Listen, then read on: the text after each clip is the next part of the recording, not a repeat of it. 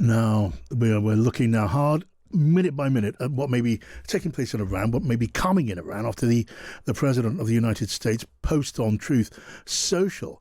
Now, speaking to the media yesterday, the White House press secretary, Caroline Leavitt, so close to President Trump, she was very clear that military intervention was on the table. I think one thing President Trump is very good at is always keeping all of his options on the table, and airstrikes would be one of the many options that are on the table for the commander-in-chief.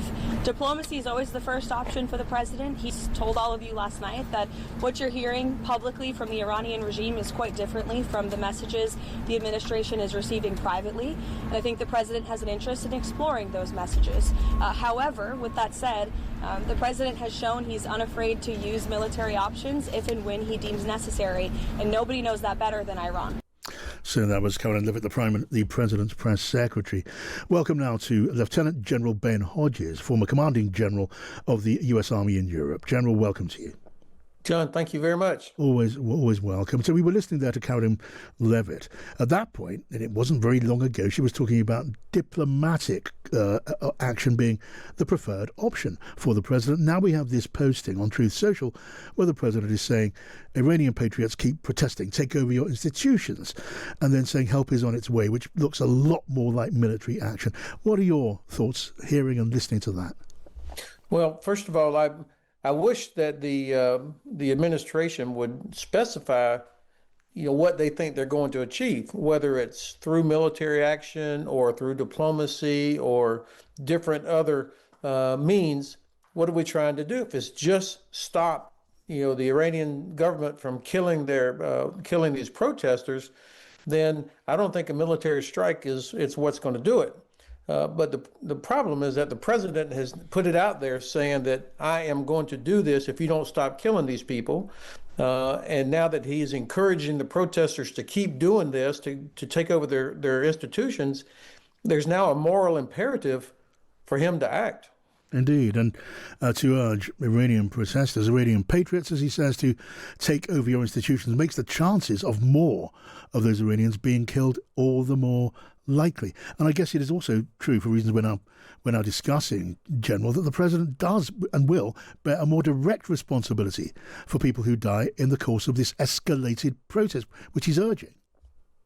Well, it's been frustrating the last 2 or 3 times when the Iranian people rose up, and each time it felt like, okay, this is the time they're finally going to be able to overthrow the regime, but the regime would respond with incredible violence and finally beat it down. So I am sympathetic to the administration wanting to take action, but just launching Tomahawk missiles at Republican Guard headquarters or something, I don't think that's what's going to cause the Iranians to stop shooting protesters. There's got to be something more comprehensive with allies in the region and our European allies to actually bring about an end state that is what all of us want.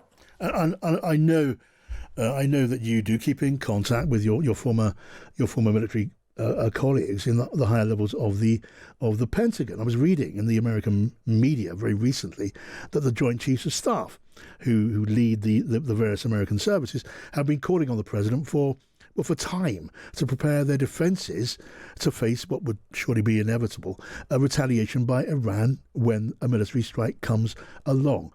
As far as you understand, does the president listen to that kind of advice from his military advisors in the high command of the U.S. military?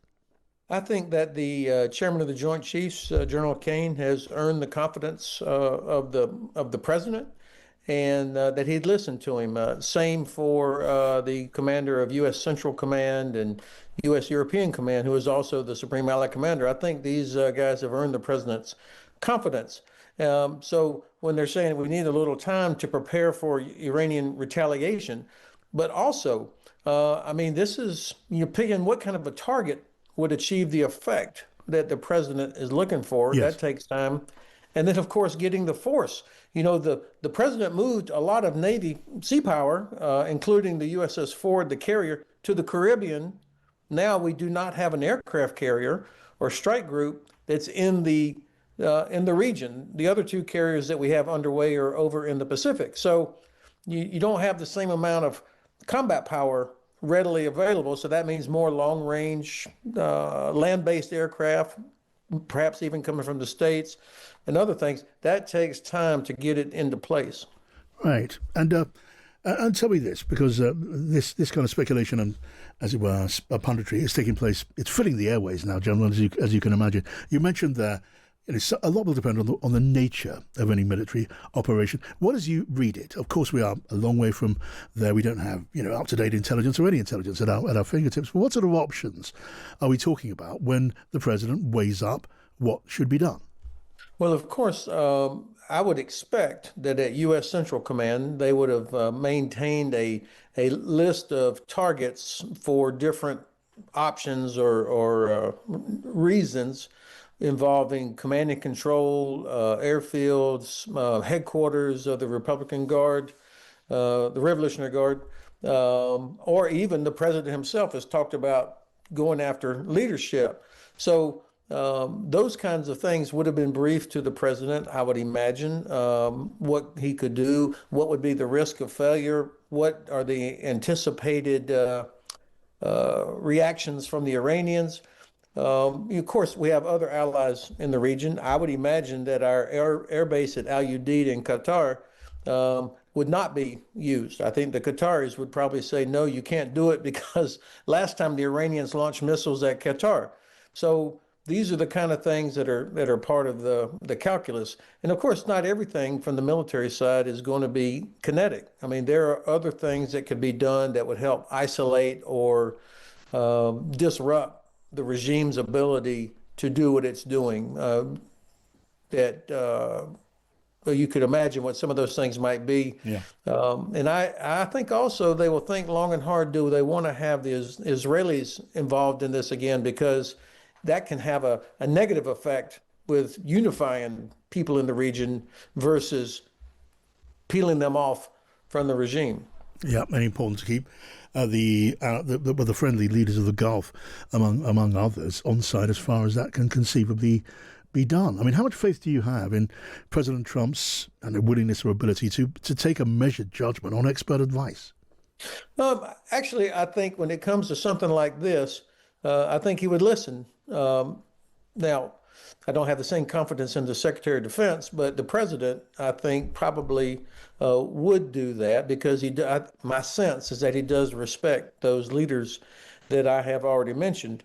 But I would also imagine that General Kane, the chairman of the Joint Chiefs, is saying, okay, but what happens? What's next? I mean, okay, let's just say we destroy a big, important Iranian military facility as a message, and then this leads to maybe the protesters are successful. You know, the German Bundeskanzler Merz thinks that the regime is on its last legs right now.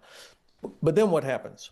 You know, if the United States is going to be a part of something that leads to the end of this regime, what do we want it to look like? What happens next? And we haven't been very good at that part over the last couple of decades. Yeah, the next day, and what follows, enormously important questions, and no one, I think, can really have an answer to that. General, good to have you with us. That, of course, was Lieutenant General Ben Hodges, former commander of the U.S. Army in Europe. Thank you for joining us.